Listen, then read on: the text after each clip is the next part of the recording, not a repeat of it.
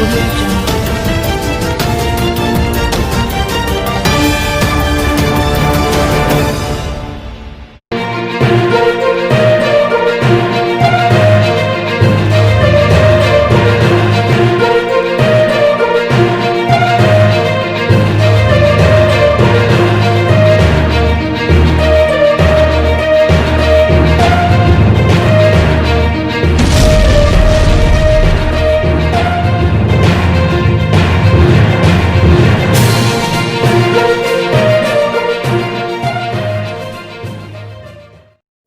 नमस्कार, मैं हूं विनोद कुमार और आप देख रहे हैं मनियारी न्यूज़।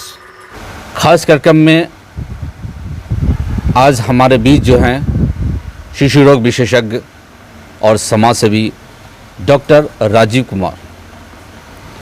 इस चैनल को देख रहे उन तमाम लोग, वो सम्मानित व्यक्ति, ख़ास तौर पर डॉक्टर राजीव कुमार से जुड़े हुए, निजी संबंधों से जुड़े हुए उन तमाम लोगों से कहना चाहूँगा कि आखिर क्या वजह रही जो डॉक्टर राजीव कुमार एक डॉक्टरी पेशे में मान सम्मान और साफ तौर पर कहा जाए तो धन भी अर्जित किया है, वो अब जन सेवा की ओर जुड़ने के लिए कमर कस चुके हैं। तो आइए डॉक्टर राजीव कुमार से सुनते हैं उनकी जुबानी। नमस्कार डॉक्टर साहब, आखिर आप स्वास्थ्य सेवा से जन सेवा की ओर चल पड़ने का विचार कब और कैसे आया? देखिए, एक तो मेरा परिवार राजनीति से जुड़ा रहा है। मेरे बाबा ग्रैंडफादर मुजफ्फरपुर कॉन्स्टिट्यूएंसी से 1962 में प्रजा सोशलिस्ट पार्टी से इलेक्शन भी लड़ चुके हैं और अपने गांव में लगातार निर्विरोध मुखिया रहे। तो जनसेवा तो हम लोगों के जेनेटिक था, जीन में था। मैं इस पेशा में, डॉक्टरी पेशा में आया तो मैं सरकारी नौकरी को छोड़कर एक चैरिटेबल ट्रस्ट में मैंने काम किया।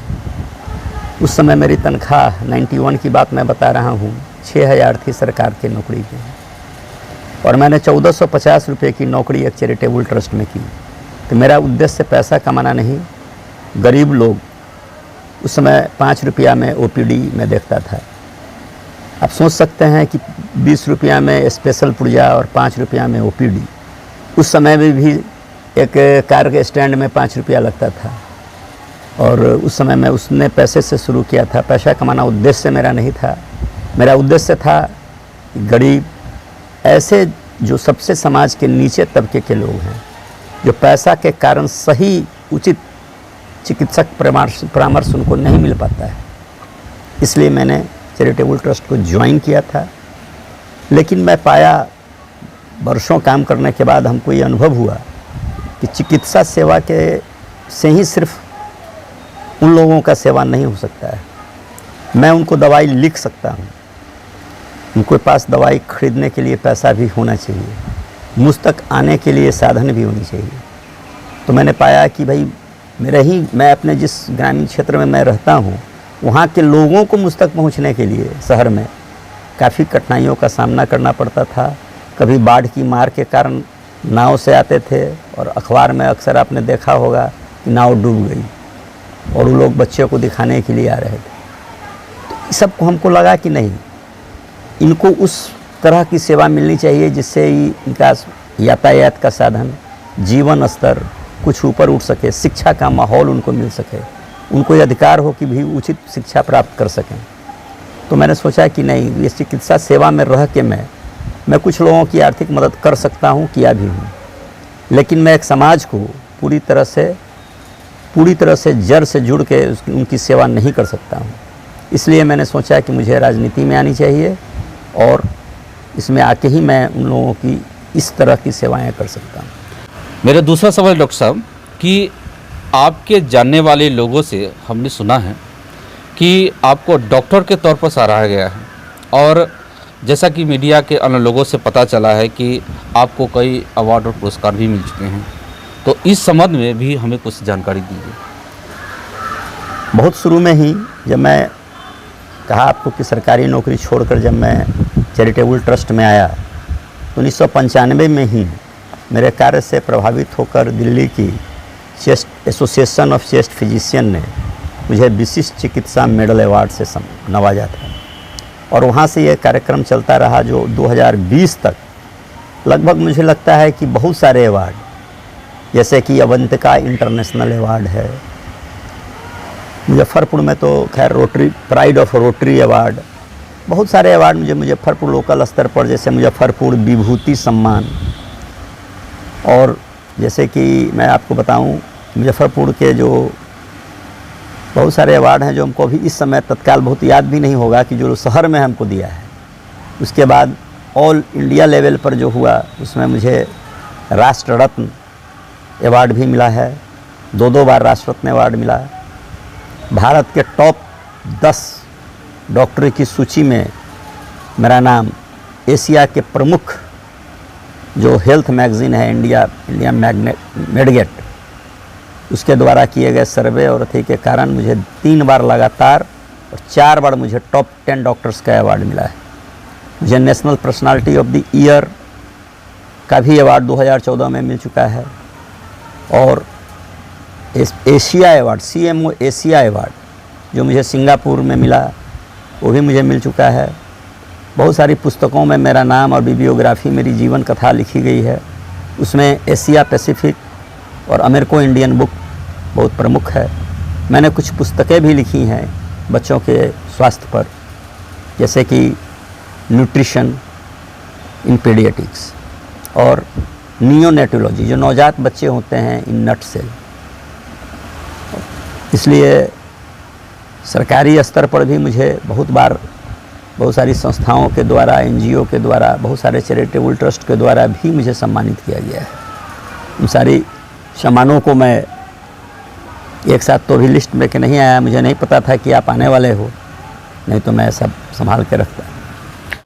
डॉक्टर साहब, जैसा कि पता चला है कि आपके क्षेत्र के लोगों ने आपको चुनाव लड़ने के लिए काफ़ी दबाव डाला है। जी हाँ, मैं राजनीतिक पार्टी में तो ज्वाइन कर चुका था मैं, लेकिन चुनाव लड़ने की मेरी मंशा नहीं थी। मैं जानता था कि चुनाव लड़के मैं अगर कुछ कर बनता हूँ तो मैं सेवा कर पाऊँगा, लेकिन न लड़के भी जो लोग चुनाव जीतते हैं उनके द्वारा मैं काम करवा सकता था। तो स्वयं इस फील्ड में आने की मेरी उतनी इच्छा नहीं थी, लेकिन कांटी की जनता ने, मैं समझता हूँ कि लगातार 2014 से हमको प्रेरित करती रही, उन पर दबाव डालती रही कि देखिए आप जिस क्षेत्र में रहते हैं उस क्षेत्र का विकास थमा हुआ है, आप लोगों के बच्चे के स्वास्थ्य बीमारी का इलाज करते हैं, तो क्या कांटी जो है वह पूरी तरह से हर क्षेत्र में, सिर्फ स्वास्थ्य ही नहीं, शिक्षा ही नहीं, बहुत सारे जो यातायात के साधन मैंने बताया, जो बुनियादी आवश्यकताएं हैं उसकी भी पूर्ति नहीं हो पाती है लोगों के बीच में। तो आपको इस फील्ड में आना चाहिए और हम लोगों की सेवा में आपको आना चाहिए। उनके दबाव के कारण इस बार मैंने निर्णय लिया है कि मैं कांटी विधानसभा से चुनाव लड़ूंगा। डॉक्टर साहब, संक्षेप में आपसे एक जानना चाहता हूं कि अभी तक आपने लोकहित में क्या क्या और कौन कौन से कार्यक्रम किए हैं?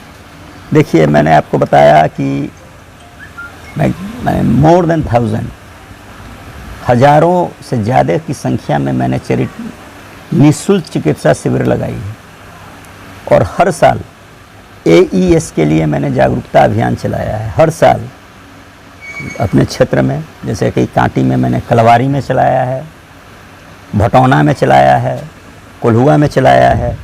और आपको बता दूं कि AES के लिए 2014 में 2 बच्चे कोल्हुआ प्रखंड के, कोल्हुआ पंचायत के 2 बच्चे AES से मर गए।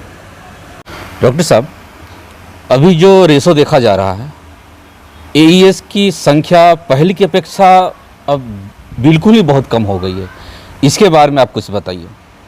देखिए, AES जो है उसका सही में मैं भी देख रहा हूँ 1994-95 से मैं लगातार उस पर काम और शोध कर रहा हूँ। शोध का एक ही निष्कर्ष था कि आप जागरूक बनाएं जनता को कि क्या खाना है, खाली पेट बच्चा नहीं सोए, ऐसा जागरूकता करें।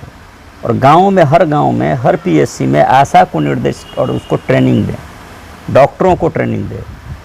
मैं आपको बता दूं, इस साल जो रेशियो कम है, इसका सारा श्रेय मैं माननीय मुख्यमंत्री श्री नीतीश कुमार जी को देना चाहता हूं, क्योंकि उनके सार्थक प्रयास से हमारे डॉक्टर दिल्ली जाके ट्रेनिंग लिए हैं, पटना जाके ट्रेनिंग लिए हैं, आशाओं की ट्रेनिंग हो रही है, पीएससी स्तर पर डॉक्टरों की ट्रेनिंग हो रही है जो कि एसकेएमसीएच में हो रहा है, सदर अस्पताल में ट्रेनिंग हुई है। ये सारा व्यवस्था को कोऑर्डिनेट उन्होंने करवाया है अपने नेतृत्व में, और इसकी वजह से गांव में हर बच्चा जान गया है कि हर महिला जान गई है कि हमारे बच्चे को खाली पेट नहीं सुलाना है, और खाने में रात में ज़रूर ही कोई मीठा पेय पदार्थ या मीठा कोई देना है, कुछ नहीं मिले तो एक गुड़ का ढेला भी खिला देना है। तो आज उसका असर ये पड़ा है कि सचमुच AES इस बार बहुत कम है। अभी तक केजरीवाल अस्पताल में 7 बच्चे आए हैं और दुर्भाग्यवश 1 बच्चे की ही मृत्यु हुई है। पिछले साल का ही कंपैरिजन कर लें तो अभी तक हम समझते हैं कि 25-30 बच्चे भर्ती हो गए थे और 7-8 की मौत भी हो गई थी। तो निश्चित तौर पर ये श्रेय सरकार को जाती है, और सरकार में खासकर मुखिया जो हैं सरकार के हमारे माननीय श्री नीतीश कुमार जी, उनको जाता है। डॉक्टर साहब, अब इतना बताएं कि जनता आपको इतने जोश और उत्साह के साथ उम्मीदवार बनाना चाहती है, आप इसे कैसे और देखते समझते हैं? देखिए, कांटी की जो जनता है इतने जोश और उत्साह के साथ हमको लाना चाहिए, ला रही है, इसके पीछे बहुत सारी बातें हैं। दरअसल कांटी के जो भौगोलिक स्थिति कहिए, वहाँ की जो सामाजिक स्थिति कहिए, वो पूरी तरह से चरमरा के रह गई है। आप देखिए, पिछले 5 सालों में विकास नाम की कोई बात ही नहीं हुई है। पुल टूटा है, बंद टूटा है, रोड जो ढलाया गया है आधा ढला है, आधा नहीं ढला है। पूरी तरह से सामाजिक जो समन्वय होता है वह भी पूरी तरह से वहाँ पर ठीक नहीं है। तो लोगों के बीच में आक्रोश है, दुख है। तो इन सब के परिणाम स्वरूप वो चाहते हैं कि ऐसे लोगों को लाया जाए जो कांटी के विकास के सहयोगी हो, जो एक सामान्विक स्थिति को लाते हुए, सामुदायिक स्थिति को अच्छे से लाते हुए समाज को आगे की ओर अग्रसर कर सकें। ऐसा उनका सोचना है कि मैं ऐसा कर सकता हूँ, और शायद मैं भी ऐसा समझता हूँ कि मैं ऐसा कर सकता हूँ। इसलिए मैं उन लोगों के इन जो दृष्टिकोण है उससे सहमत होते हुए इस पर मैं आया हूँ इस फील्ड में। डॉक्टर साहब, आपकी लोकप्रियता को देखते हुए आपको जनता ने विधानसभा चुनाव में जिताने के लिए मन बना रखा है, तो क्या आपको पता है और आपको इसके बारे में क्या कहना है? मैं समझता हूँ कि जीतने का मन बना रखा है, तो जब भी आप पहला कदम उठाते हैं तो मुझे लगता है कि आपकी आधी कार्य पूरी हो जाती है। तो हृदय से, मन से, ईमानदारी से उठाया हुआ हर कदम मंजिल की ओर ले जाता है। और मैं आपको बता दूं कि मेरी ईमानदारी पर किसी को संशय नहीं है, शक नहीं है। मैंने ये प्रमाणित भी कर चुका हूँ। मैंने बताया जितने अवार्ड में मुझे एक ऑनेस्ट ईयर अवार्ड भी मुझे सुलभ के द्वारा मिल चुका है। तो उन लोगों को लगता है जो भी फंड आता है विकास के लिए, उसमें से ये तो निश्चय ही है कि उसमें से मैं अपने ऊपर तो उपयोग नहीं कर सकता हूँ, करूँगा भी नहीं, क्योंकि मैं हर तरह से परिपूर्ण हूँ। मेरे सारे बच्चे डॉक्टर हैं, उनकी शादी मैं कर चुका हूँ और वो भी सभी डॉक्टरों से की है। तो इसलिए इस विभाग में जो मैं स्वास्थ्य सेवा देता रहा हूँ वो अविरल चलता रहेगा। और मुझे पैसों की भी कमी नहीं है कि मैं इस फंड से पैसा चुराऊँ या लूँ, और किसके लिए लूँ। मैं खुद सक्षम हूँ, अभी भी मैं काम कर रहा हूँ, मेरे सारे बच्चे सेटल हैं, तो मैं समाज के लिए ही काम करूँगा, ये उनके मन में है। और जीत की जहाँ तक बात है तो इसको कोई भी आदमी नहीं जानता है कि कौन जीतेगा, लेकिन मैं आपको यहाँ पर अभी इस समय विश्वास दिला देता हूँ कि मैं अगर लड़ता हूँ या लड़ूंगा, जो निश्चय ही निर्विवाद रूप से सत्य है कि मैं चुनाव लड़ रहा हूँ। और आप देखिएगा, फिर आप आइएगा, विजयी भी मैं ही होऊंगा। मेरा अंतिम प्रश्न है डॉक्टर साहब कि आप ये बताएं कि इस बार अगर आप विधानसभा चुनाव में चुन लिए गए तो आप अपने क्षेत्र के विकास के लिए और आम जनता के लिए क्या क्या करेंगे, इसके आपने कोई लिस्ट बना रखा है? बिल्कुल। देखिए, जब भी कोई आदमी प्लान से काम करता है, प्लान्ड वे में काम करता है, तो वो कार्यान्वयन करने के प्रयास करे वो कार्य पूरा होता है।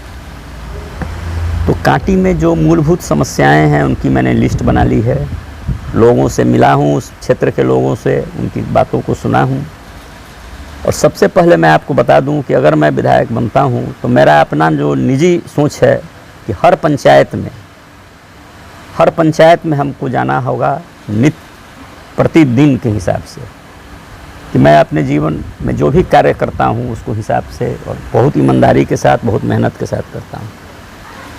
तो मान लीजिए हम किसी भी पंचायत को चुन लें, उस पंचायत में हम एक पंचायत से शुरू करते हुए सारे जो 35 पंचायत हैं कांटी में, 35 पंचायत को अगर हम एक एक पंचायत में 2 दिन भी देते हैं तो 70 डेज, 70 दिन में आप पूरे पंचायत में घूम सकते हैं। और उसके जो मूलभूत समस्याएं हैं, जो मैं अभी कुछ पंचायत का जानता भी हूँ कि यहाँ की सड़कें टूटी फूटी और नाला तक नहीं बना हुआ है, तो मेरे लिस्ट में है।